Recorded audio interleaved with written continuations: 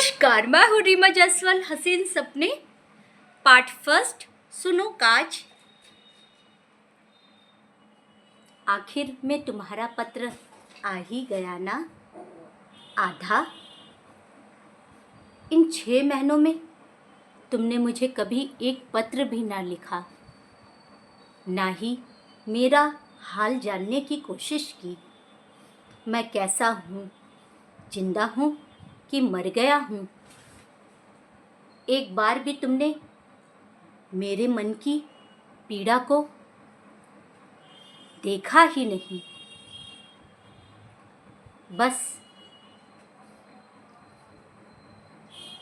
यही कह दिया तुमने मुझे, लौट जाओ।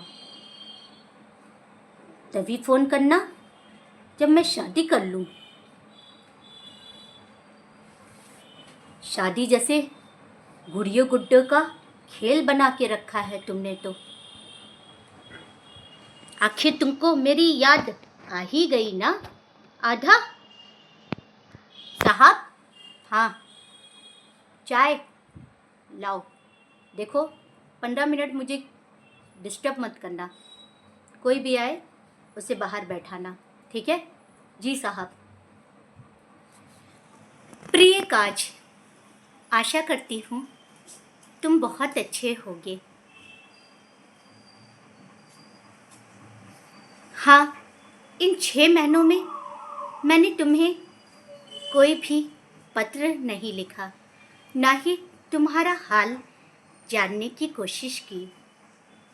लेकिन काज, इसका मतलब ये नहीं है कि मैं तुमसे दूर हो गई हूँ।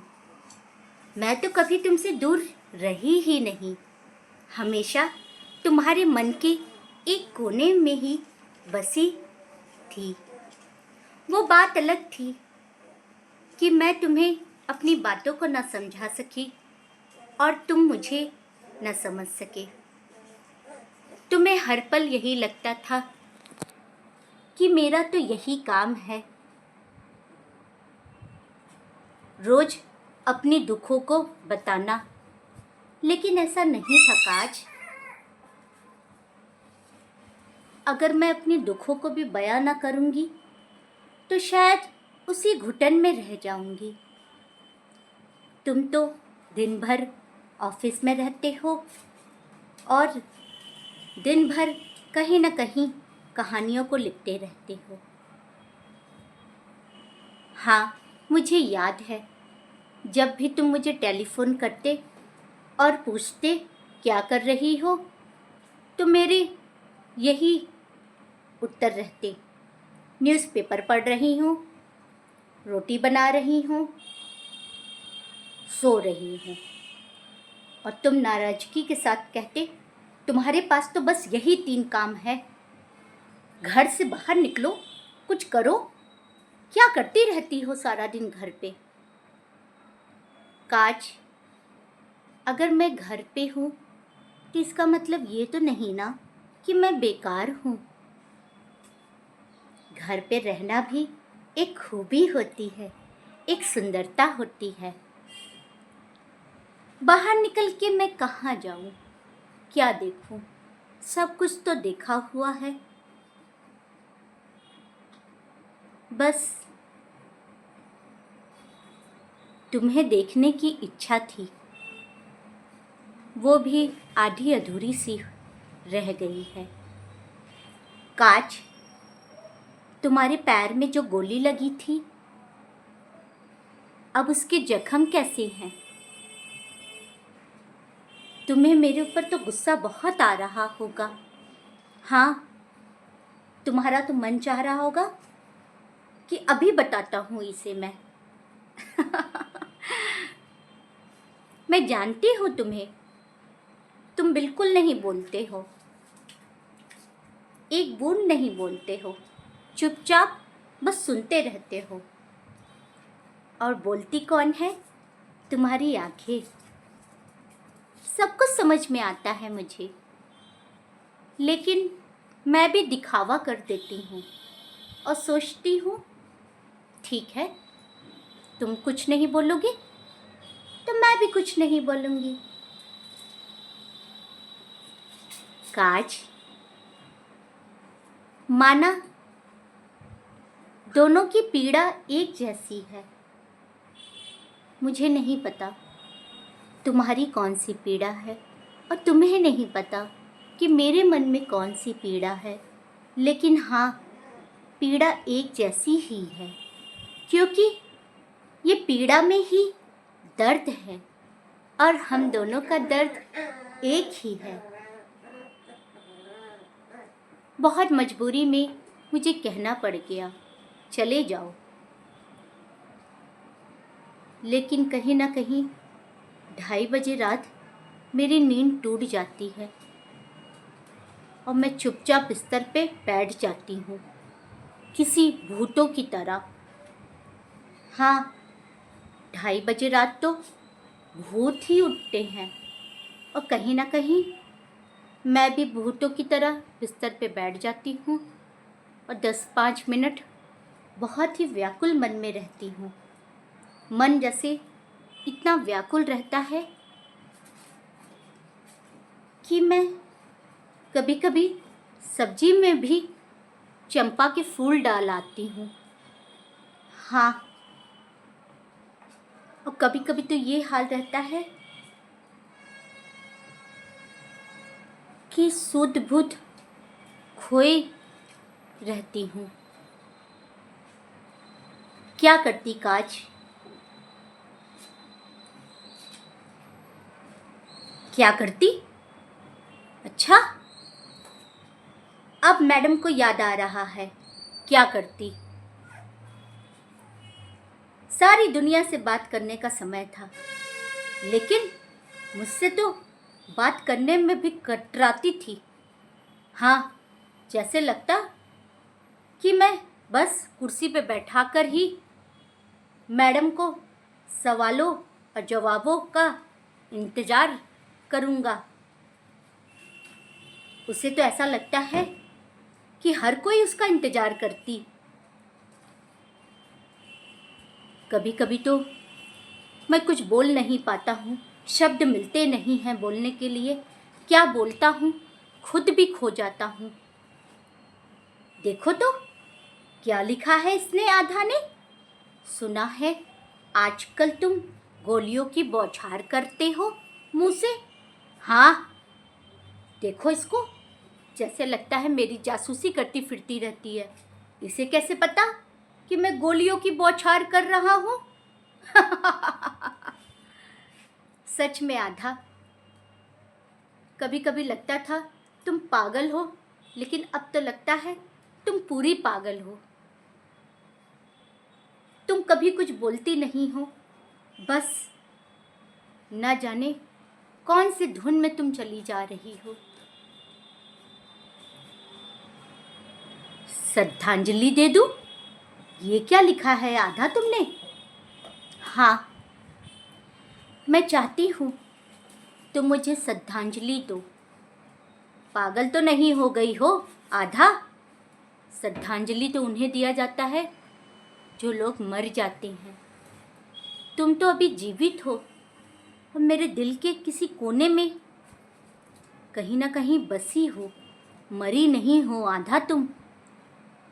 मैं तुम्हें कभी भूल नहीं सकता हूँ, लेकिन काज, मैं चाहती हूँ तुम मेरी कहानियों को लिखो और एक श्रद्धांजलि मुझे दो, ताकि जीवन में छोड़कर मैं चली जाऊं तो ये कहानियां ही एक श्रद्धांजलि के रूप में इसी दुनिया में पड़ी रहे। पागल तो नहीं हो गई हो आधा तुम? श्रद्धांजलि नहीं कहा जाता है, आभार प्रकट किया जाता है, और तुम तो अभी जिंदा हो। क्या कह रही हो? कुछ समझ रही हो? मैं रात दिन चोर पकड़ने में लगा रहता हूँ। अब तो मैंने लिखना पढ़ना सब बंद कर दिया है। क्योंकि उस दिन से मुझे तुम्हारे ऊपर बहुत गुस्सा आया। मुझे लगा कि सारे जड़ की फसाद तो मैं ही हूँ। मैंने तुम्हें तकलीफ पहुँचाया था आधा। नहीं नहीं काज, तुमने मुझे कोई तकलीफ नहीं पहुँचाया। गलती मेरी थी। मैं आज भी सोचती हूँ कि मेरी गलती क्या थी। मैंने ऐसे क्या किया कि तुम्हें कहना पड़ गया और मुझे भी तुम्हें कहना पड़ गया कि चले जाओ काज। तभी टेलीफोन करना जब तुम शादी कर लोगे। हाँ, तुम्हारा तो दिमाग ही खराब रहता है। जब खराब होता है तो कहीं ना कहीं तुम सारे रिश्ते तोड़कर चली जाती हो। मैं जानता हूँ तुम्हें बहुत अच्छी तरह से। तुम अपने आप से भागती रहती हो आधा। कभी एक रिश्ता भी तुमने ठीक से निभाया है? पता नहीं कौन सी दुनिया में तुम जी रही हो। मैं रात दिन इसी घुटन में मरा जा रहा हूँ। सोचता हूँ तुमसे बात कर लूँ, सोचता हूँ फिर से कहानियों को लिखूं, लेकिन मुझे आत्मग्लानि होती है। नहीं नहीं काज, तुम कभी किसी बात की आत्मग्लानि मत करना। मैं चाहती हूँ तुम फिर से लिखो। हाँ, तुम इतनी सुंदर कहानियों को लिखो कि एक दिन तुम्हें बहुत बड़ा पुरस्कार मिले। हाँ, हिंदी साहित्य अकेडमी का पुरस्कार। और तुम्हारी कहानियों में श्रद्धांजलि के रूप में मैं रहूं। फिर पागल हो गई है। अभी तुम जिंदा हो और अभी तुम्हें 100 वर्ष जीना है। काज, 100 वर्ष की इतनी बड़ी लंबी आयु मत दो। पता नहीं 100 वर्ष लोग कैसे जीते हैं। मुझे तो मुस्कुराना भी पड़ता है बहुत सोच समझ के। पहले ऐसा नहीं था। पहले मैं कभी भी हंस देती थी, मुस्कुरा देती थी। मेरे हाथों में कांटे गड़े हैं। हाँ, और तुम्हारे हाथों में फूल हैं। जब भी तुम मेरे हाथों को देखोगे, छुओगे, वो कांटे तुम्हारे हाथों के फूलों को लहूलुहान कर देंगी। मैं नहीं चाहती काज तुम्हारे हाथ भी खून से रंग जाएं। आधा, तुम मुझे जीवन में कहीं भी आधा अधूरा छोड़कर चली भी जाओगी, तब भी मैं तुम्हें अकेला नहीं छोड़ूंगा। मैं दूर रहूंगा, लेकिन हाँ, मेरी नज़र हमेशा तुम पे ही रहेगी। मैं देखूंगा मेरी आधा कहाँ है, क्या कर रही है, और जब भी मुझे महसूस होगा तुम पे खतरा है, मैं बिना देरी किए चला आऊंगा। लेकिन मुझे ये श्राप मत दो आधा कि मैं लौट जाऊं। मैं लौटना नहीं चाहता हूँ। हाँ, मैं फिर से अपनी कहानियों को लिखना चाहता हूँ। इस आधार पर लिखना चाहता हूँ कि तुम मेरी कहानी की प्रेरणा बनो, न कि मैं तुम्हें श्रद्धांजलि दूं। नमस्कार, मैं हूँ रीमा जायसवाल। आशा करती हूँ हसीन सपने पार्ट फर्स्ट का सुनो काज आप लोगों को पसंद आ रहा होगा।